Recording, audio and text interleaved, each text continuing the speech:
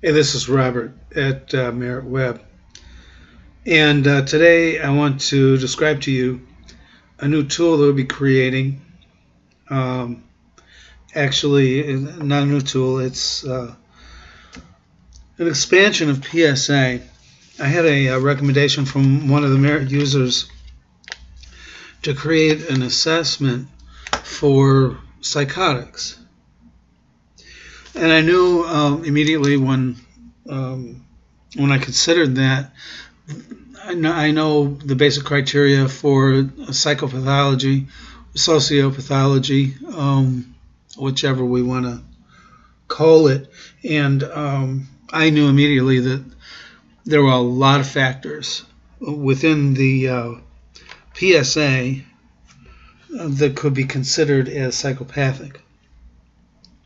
So I went on a journey to get the actual definition of psychopathology and sociopathology. And as we know, these are not an actual diagnosis that we can put on people, but the legal field especially recognizes psychopathology, especially with serial criminals and serial killers, as well as other people who are pathological in their defiance of society. So I hope that in the years to come, psychopathy will become an actual diagnosis. I believe that it should be diagnosed under the heading of antisocial personality disorder. It is included as antisocial personality disorder, but I do not think that that's the end of it all, because psychopathology is much more intense than simple antisocial personality. Now, that doesn't minimize antisocial personality. What it does is it maximizes and kind of sequesters these behaviors that are psychopathic. It's like antisocial personality disorder on steroids. These people are dangerous, and one of the reasons that I believe that we need to assess for this is because, especially in the addictions community, a good number of the people that you will see come into your counseling practice have these tendencies. You have to be able to recognize them. If you are in an environment where they may actually come into your practice, you should never, ever, no matter what your experience level, you should never encounter a psychopath by yourself. This is a team approach, and if you have not learned how to deal with psychopaths, as I saw on one board, probably the best thing that I could say, get away from it. Refer it. Don't deal with it. Don't try to deal with it. Don't pretend it's not what it is. Don't placate it and say, well, it can't be as bad as, it can be that bad. These people have three things in mind: manipulation, control, and lies. They have no conscience. They cannot experience guilt, empathy, remorse. And it's not a good thing for you to attempt to treat something. When you do attempt to treat an antisocial, not even a psychopath, if you give way in that counseling one time, you're done. Give way, compliment them.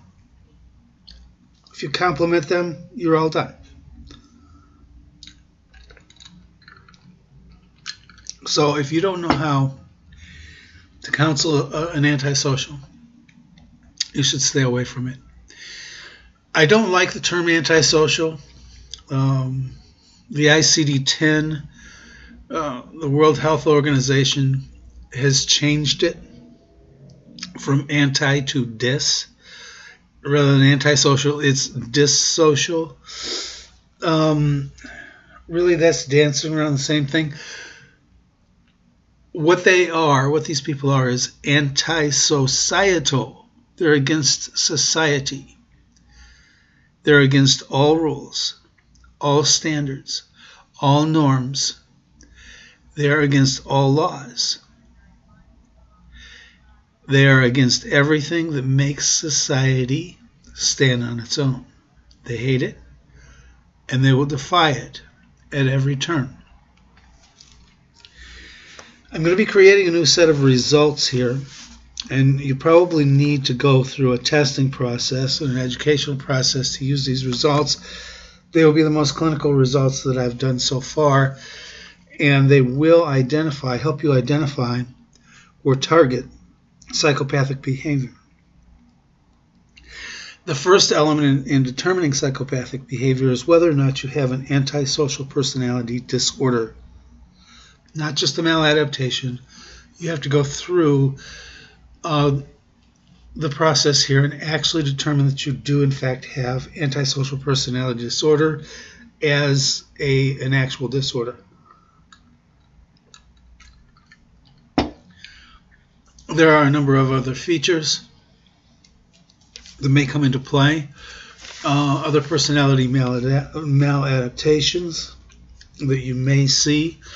Borderline, narcissism, paranoia, paranoid maladaptation, and schizoid.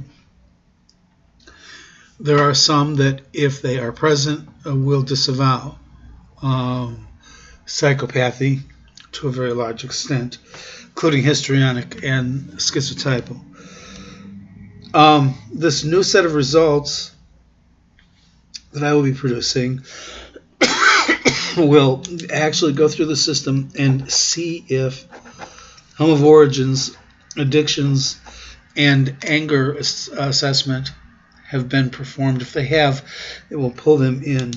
Anger is an issue with a psychopath all of the time. They are rageful people. They use their rage as a tool to manipulate, to control, and to spread their lies. They use it to push and pull. They push you away with their anger, and then I'm so sorry, I didn't mean that. I've got a lot of stress, and I didn't mean calling you all those names.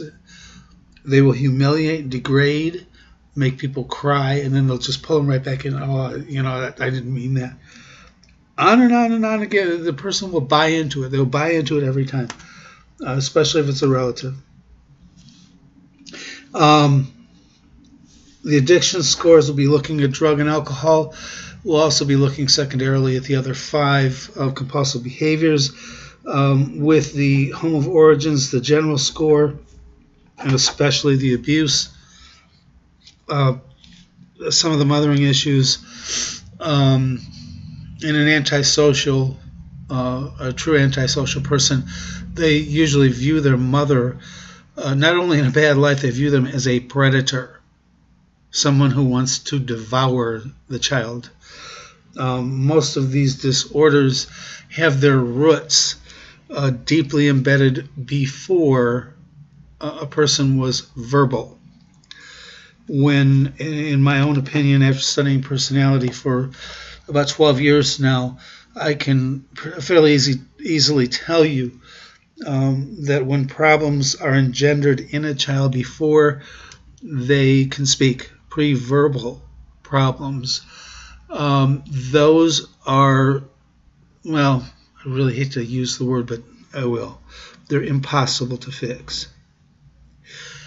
I read on one website, a very reputable website, that antisocials can benefit from counseling over a decade, 10 years. You have to invest 10 years to fix this. So it's a horrible issue to deal with. The National Institutes for Health, I really disagree with them here, but they say the prevalence is 0.6% of the population. Almost everywhere else you go, they're going to say 3 to 4%. I'm going to tell you a minimum of 2.5% of the population is antisocial. So, 2% out of 100 clients, that means 2 clients that are going to be antisocial. No, that's not true. Because these people have trouble and they come to you. Far greater numbers. About 90% of all people diagnosed with antisocial personality disorder use drugs or alcohol. That does not mean, now let's take this the other direction, that does not mean that 90% of addicts are antisocial. It doesn't go both ways. 90% of the population that is antisocial uses drugs or alcohol. So, guess what? If you're at all dealing with drugs and alcohol, you're going to see a very high rate of people come through with antisocial personality. Approximately 20% of those will have psychopathic tendencies. So there will be more on this shortly in the next few weeks. This is just an introduction to where we're headed with this.